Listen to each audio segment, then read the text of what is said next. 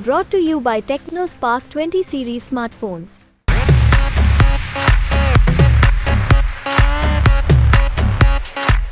हम अमेठी से रायबरेली चलते हैं। पिछली बार 56% वोट मिले थे, सोनिया गांधी को बड़ी लीड मिली थी और अब राहुल गांधी लड़ रहे हैं। तो ये बात भी तो बार बार कही जा रही है ना कि राहुल गांधी को छोड़ के चले जाएंगे, वो वायनाड से ही लड़ना चाहते थे। तो फिर राहुल गांधी क्यों उतरे यहां से रायबरेली से? सर, ये बहुत बड़ी मिस्ट्री है कि क्यों उतरे। हम लोग भी नहीं समझ पाए कि क्यों उतरे, और बहुत देर से अनाउंसमेंट हुआ। नामांकन के आखिरी दिन के पहले की रात में ये जानकारी बाहर आई कि राहुल जी यहाँ से चुनाव लड़ेंगे। उसके पहले तक की कोई जानकारी, वो मुझे लगता है रात 10 बजे के बाद पता लगा, और बीजेपी ने अपने कैंडिडेट को, दिनेश सिंह को, दोपहर में ही घोषित कर दिया था। और पूरा रायबरेली कांग्रेस के जो वर्कर हैं यहाँ भी टेलीफोन से दिल्ली से कांटेक्ट में थे और पल पल खबरों का इंतजार कर रहे थे कि कौन लड़ेगा। यहाँ भी वही तमाम स्पेकुलेशन थे कि कौन लड़ेगा परिवार से। तो कई नाम भी आ रहे थे। फिर ये आया कि परिवार से आप देखिए कि आशीष कौल तक को भी कल्टीवेट किया लोगों ने कि क्या वो लड़ सकते हैं। उनकी भी उन्होंने हाँ भी कहा और ये भी कहा कि मुझसे कोई कांटेक्ट नहीं किया गया। तो मतलब साफ तस्वीर नहीं थी। लेकिन रात 10 बजे के बाद रायबरेली और अमेठी दोनों जगह कैंडिडेट कौन होगा ये खबर आ गई थी। लिस्ट तो जिस दिन नामांकन का आखिरी दिन था उस दिन सुबह जारी हुई है। तो एकदम अंतिम क्षणों में राहुल जी तैयार हुए हैं। और मुझे लगता है कि जब राहुल जी न्याय यात्रा लेकर इधर से गुजर रहे थे तो शायद उनको इस बात का एहसास शायद नहीं था कि अमेठी और रायबरेली में कांग्रेस इतनी अच्छी फाइट में लौट सकती है। अन्यथा उसी समय वो लोग उम्मीद करते थे अमेठी और रायबरेली में कि शायद कैंडिडेट होने की या कौन लड़ेगा इसके बारे में राहुल जी कोई घोषणा करेंगे। लेकिन पूरी फरवरी महीने की बात है, फरवरी या मार्च की, जब वहां से यात्रा गुजरी थी और यात्रा में किसी का नाम नहीं लिया गया। एक रैली भी वहां हुई थी, रैली में भी कोई नाम नहीं लिया गया था।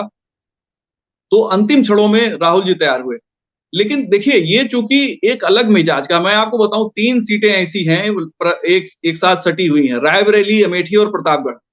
तीनों सीटों पर आज भी जो तालुकेदार 1857 के थे उनको राजा लोग कहते हैं।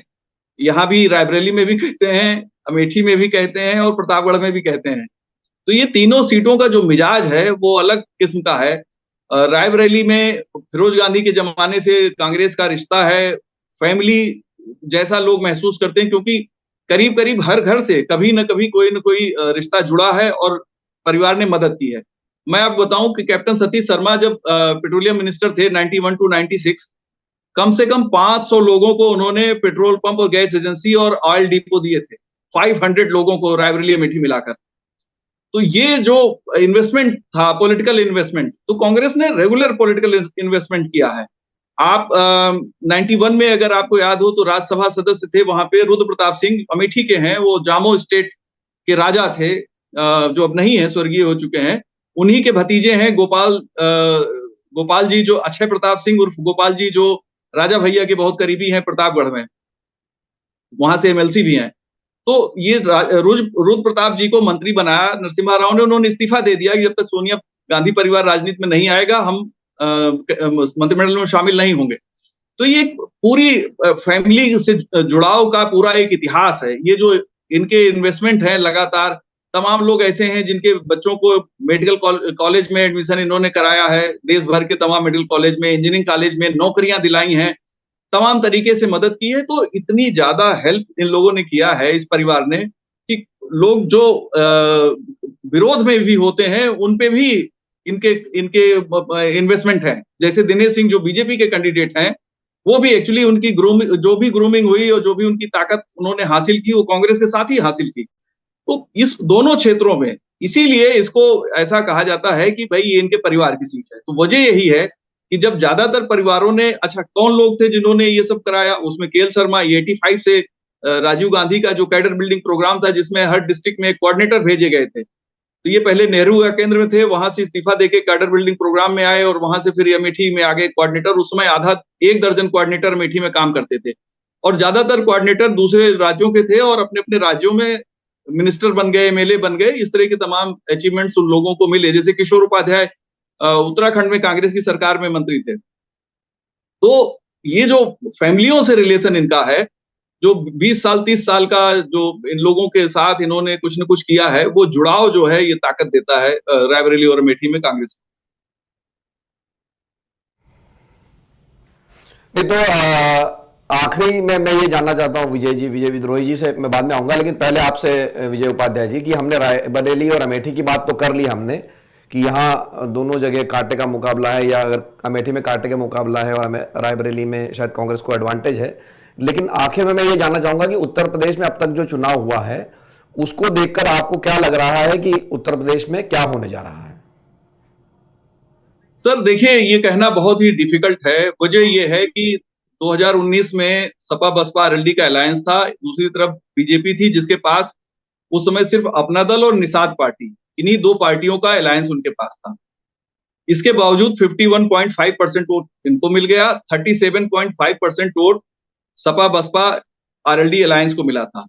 कांग्रेस को 7% वोट मिले थे, यानी 90% वोट दो गठबंधनों के बीच बट गया। अब इस बार भी 90% वोट दो गठबंधन के बीच बट रहा है। इस बार बीजेपी के पास 5 पार्टियां हैं। सुहेलदेव भारतीय समाज पार्टी भी बीजेपी के पास है इस बार। इसके अलावा 2-3 छोटी पार्टियां जैसे जनवादी पार्टी है और एक दो और पार्टी उन्होंने बाहर से मतलब बिना गठबंधन के समर्थन दे दिया है। आरएलडी भी बीजेपी के पास पहली बार आई है, न 14 में थी न 19 में थी, फर्स्ट टाइम आई है।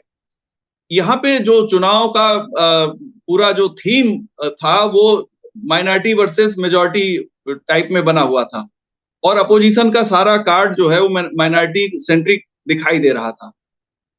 अब जो वोटिंग पैटर्न दिखाई दे रहा है उसमें बीएसपी जो 13% वोट जिसको मिले थे 2022 के विधानसभा चुनाव में 12.8%, और उनको एक सीट विधानसभा में मिली थी, लेकिन वो लड़े थे 300 सभी 403 सीटों पर, जिसमें से उनके ज्यादातर सीटों पर तो उनकी जमानत जब्त हो गई थी, लेकिन 13% वोट उनके पास है। अब उत्तर प्रदेश में जो ओबीसी है 54%, इंक्लूडिंग माइनॉरिटी ओबीसी मिलाकर 54% है। उसमें सबसे बड़ी जो आबादी वो यादव समाज की है, वो 10% है। सेकंड लार्जेस्ट है कुर्मी समाज। यादव समाज इंटैक्ट है, माइनॉरिटी इंटैक्ट है इंडिया अलायंस के साथ। कुर्मी समाज सेक्टोरियल कैरेक्टर से वोट करता है कि जैसे बरेली में अगर बीजेपी को दे रहा है तो क्या पता पीलीभीत में ना दे, इस टाइप का उसका वोटिंग पैटर्न दिखाई देता है। और विधानसभा चुनाव में कुर्मी मतदाताओं ने कुर्मी प्रत्याशियों को ही प्रायोरिटी पे वोट दिए थे, वो किसी भी पार्टी के हो। अब ऐसे ही अगर आप देखें, अच्छा इसके बाद जो बाकी बचता है ओबीसी, जिसे मोस्ट ओबीसी कह सकते हैं, वो जातियां करीब हैं 79 टोटल हैं, उसमें से 2 निकाल दीजिए तो बच जाते हैं 77 कास्ट ऐसी हैं जिनका 0.5%, 0.4%, 1%, 1.5%, 2%। अब जैसे सुहेलदेव भारतीय समाज पार्टी राजभरों की जो पार्टी है, ये इनका टोटल ओबीसी यानी 54% जो टोटल ओबीसी है उसमें ये 3% स्टेक है, या इसको अगर दूसरे तरीके से देखें तो यूपी में 1.5% राजभर कम्युनिटी है। ऐसे ही चौहान कम्युनिटी भी करीब 1.5% वोट बेस वाली है। तो इन सारी चीजों को जब हम देखते हैं तो मुझे जो पर्सनली लगता है कि हमको सिर्फ बसपा को रीड करना चाहिए कि बसपा के वोट अगर उसके पास रुक गए, जाटो वोट जो उनका बेस वोट है 10%, 11% जाटो उत्तर प्रदेश में है, टोटल पॉपुलेशन का 11%, वो अगर बसपा होल्ड कर रही है तब इस चुनाव पे क्या असर है। अगर उसके वोटों में सेंध लग रही है यानी बंटवारा हो रहा है, जैसा सर्वे में पहले आया था कि कम होगा, मेरा भी मानना है कि बसपा के वोट कम होंगे इस बार। अगर वो आकाश आनंद को उन्होंने मैदान में बनाए रखा होता तो शायद उनका वोट परसेंटेज बरकरार रहता या बढ़ भी सकता था। लेकिन उनके वोट के कम होने से अगर वोट उनका शिफ्ट होकर बीजेपी में जा रहा है तो बीजेपी को फायदा होगा, अगर शिफ्ट होकर सपा में जाएगा तो सपा को फायदा होगा। लेकिन विधानसभा चुनाव में भी उत्तर प्रदेश के जो 347 सीटों पे सपा लड़ी थी, वहां पे जो उनका वोट परसेंटेज आया था वो आया था 37%। ये उतना ही है जितना 2019 के लोकसभा चुनाव में कॉम्बिनेशन को मिला था, अलायंस को। तो और बसपा का वोट कम हो गया क्योंकि बसपा 19% से नीचे घट के आ गई। 2017 में 22% वोट बसपा का हुआ करता था।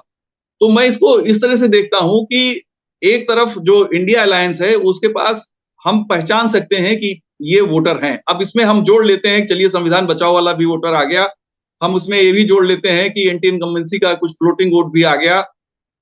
इसके अलावा जोड़ना बड़ा डिफिकल्ट है। दूसरी तरफ बीजेपी को अति पिछड़ों का, अति दलितों का हमेशा से वोट मिलता रहा है। इस बार क्या हो रहा है वो अंदाजा नहीं लग पा रहा है। फिर इनकी जो तमाम जो सोशल सर्विस, सोशल वेलफेयर की जो स्कीमें हैं, वो स्कीमें ग्राउंड पे काफी अच्छे ढंग से इम्प्लीमेंट हुई हैं, लोगों को उसका फायदा मिला है। अनाज बहुत ज्यादा इंपॉर्टेंट रोल प्ले करता है, क्योंकि मैं इसको इस तरह से देखता हूँ, लोग कहते हैं कि ये खैरात में दे रहे हैं, लेकिन मैं कहता हूँ बच्चों को पौष्टिक आहार मिल रहा है। जो मिड डे मील जैसा जो स्कूलों में मिड डे मील बच्चों को दिया जाता है, तो मैं मानता हूं कि अगर एक श्रमिक है तो उसके परिवार की बेटी, बच्चों को, पत्नी को कम से कम अनाज, पौष्टिक अनाज खाने को मिल रहा है, कि सफिशिएंट अनाज मिल रहा है खाने को, और उसमें से कुछ बेच भी लेते हैं ये लोग।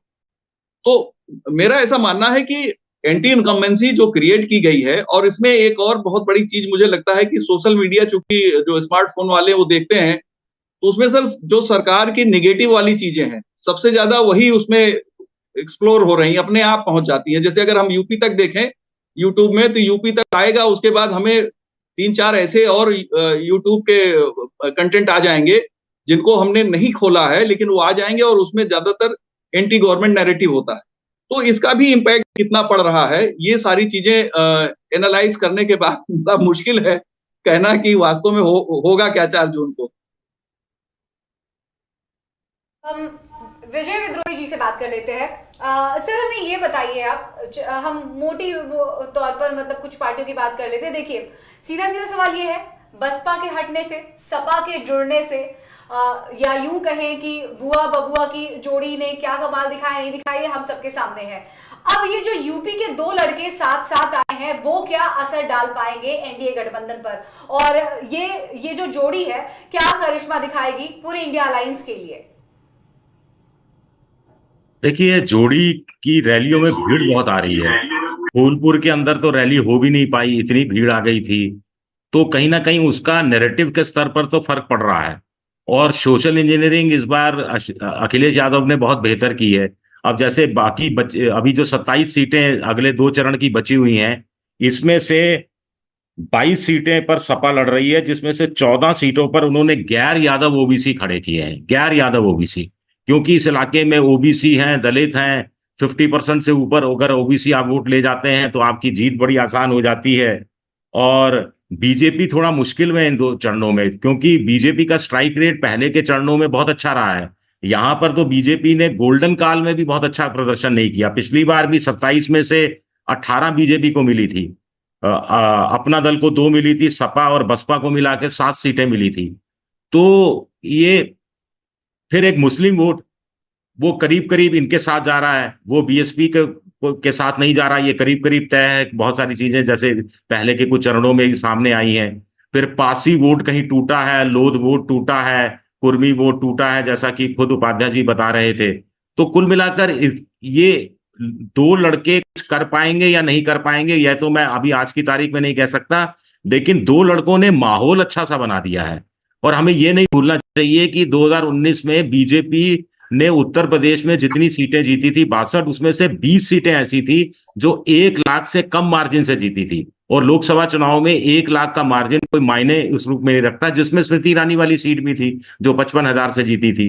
तो ये कुछ फैक्टर्स हैं जिससे बीजेपी आगे के 2 चरण में थोड़ा सा मुश्किल में दिखाई देती है। और मेरा तो सीधा सा एक फॉर्मूला है, 7 चरण में चुनाव हो रहा है, हर चरण में बीजेपी अगर कंजर्वेटिव अप्रोच भी किया जाए 1.5 सीट भी हार रही है, सिर्फ 1.5 सीट हर चरण में, तो 10 सीटें हार रही है वो। अब 10 सीटें वो हार रही है, हेलो, तो उसमें वो या ये इनका पक्ष जीत रहा है, ये अखिलेश यादव और राहुल गांधी वाला, तो उसमें से मायावती के हिस्से में से जो 10 सीटें हैं उसमें से कितनी सीटें वो जीत रहा है, ये देखना भी दिलचस्प रहेगा। चलिए, आपने जिस तरह से विद्रोही जी आपने जवाब दिया, तो मतलब आप टोटलिटी में तो आकलन भी नहीं, मतलब जो हमारे व्यूवर्स हैं वो जानना चाहते हैं कि भले नतीजे से पहले ये सवाल बिल्कुल वाजिब नहीं होता, फिर भी टटोल तो सकते ही हैं। 80 में से कितनी सीटें? आपने जिस तरीके से 1.5 सीट कम करके बात की है, तो आपने एक अनुमान तो लगाया कि कम से कम 10 सीटें हार रही हैं। फिर भी आप इस सवाल का सीधा और मोटा जवाब क्या देंगे, क्या लगता है? लगभग 70? नहीं नहीं, 62 सीटें बीजेपी की आई थी और सहयोगियों के साथ मिलकर 64 सीटें आई थी। इस बार जो मेरी वहां के स्थानीय पत्रकार मित्र लोगों से बात हुई है, वो कह रहे हैं कि बहुत अच्छा हुआ, तो बहुत अच्छा प्रदर्शन हुआ बीजेपी का, तो भी 7-8 सीटें बीजेपी गंवा सकती है, ऐसा मोटे तौर पर लोगों का कहना है। बहुत सारे लोग कह रहे हैं कि 55 के आसपास बीजेपी आ सकती है, यानी 9 सीटें तो करीब करीब कम हो ही रही हैं।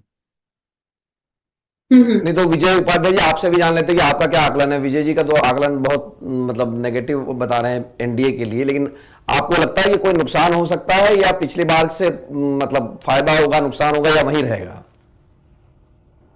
सर देखिए, ज्यादातर लोग तो यही बात कह रहे हैं जो विजय जी ने कहा है कि बीजेपी की को नुकसान हो रहा है इस बार। ग्राउंड पे भी लोगों से बात करिए, जो जर्नलिस्ट लोकसभा क्षेत्रों में हैं, वो काम कर रहे हैं, उन सब लोगों से जब बात करते हैं तो भी इसी तरह की रिपोर्ट आ रही है कि इस बार बीजेपी को नुकसान होता हुआ नजर आ रहा है। अब ये नुकसान कितना है, क्योंकि पिछले लोकसभा चुनाव में 40 सीटें ऐसी थी जहां 50% से ज्यादा वोट बीजेपी के हिस्से में आए थे, और इस बार का भी चुनाव आमने सामने का है। कुल 90% वोट जो है इन्हीं दोनों पार्टियों में बंटना है, तो बहुत ही डिफिकल्ट है ये अंदाजा लगा पाना। लेकिन मैं मोटा मोटा ऐसा मानता हूं कि 60+ बीजेपी आ सकती है, लेकिन नीचे भी आ सकती है। दोनों ऑप्शन मैं ओपन रखता हूं। दोनों विजय जी ने कही, उसका मैं अगर सार निकालूं, निचोड़ निकालूं, तो एक तो राशन कितनी बड़ी भूमिका निभाता है, ये देखने वाली बात है। क्योंकि अभी भी मुझे लगता है कि बहुत बड़ा मुद्दा है राशन, जो मुफ्त राशन 5 किलो राशन मिला है, उससे रोज गरीब का पेट भर रहा है, वो भूखा नहीं सो रहा है, तो ये बहुत बड़ी बात है। इसको हम अभी, इसका कितना परिणाम होगा, लेकिन अभी एक बात ये भी चल रहा है कि भाई मेरा पेट भर गया लेकिन मेरे बच्चे को रोजगार नहीं मिल रहा है, तो वो रोजगार बेटे को नहीं मिल रहा, बच्चे को नहीं मिल रहा, वो माँ के लिए बड़ी बात है, या वो उसके घर में चूल्हा जल रहा है और खाना बन रहा है, वो बड़ी बात है। तो ये बात मुझे लगता है कहीं ना कहीं फर्क करेगी, जिसका अभी हमारे पास कोई जवाब नहीं है।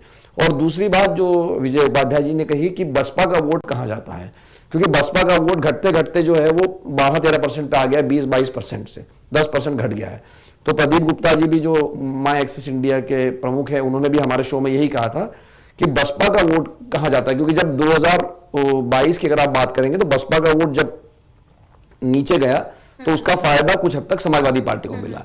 तो अब ये अगर ये 13% 12% वाला जो वोट है, अगर ये और नीचे जाता है तो वो किसके खाते में जाता है, इस पर निर्भर करेगा। अगर वो जिसको भी जाएगा उसको इसमें फायदा दिखेगा। हाँ, तो उसके लिए तो हमें थोड़ा इंतजार ही करना पड़ेगा। हम यहाँ पर आकलन कर सकते हैं, बैठकर डिस्कशन कर सकते हैं, लेकिन इंतजार करना पड़ेगा फाइनल रिजल्ट के लिए, परिणाम के लिए।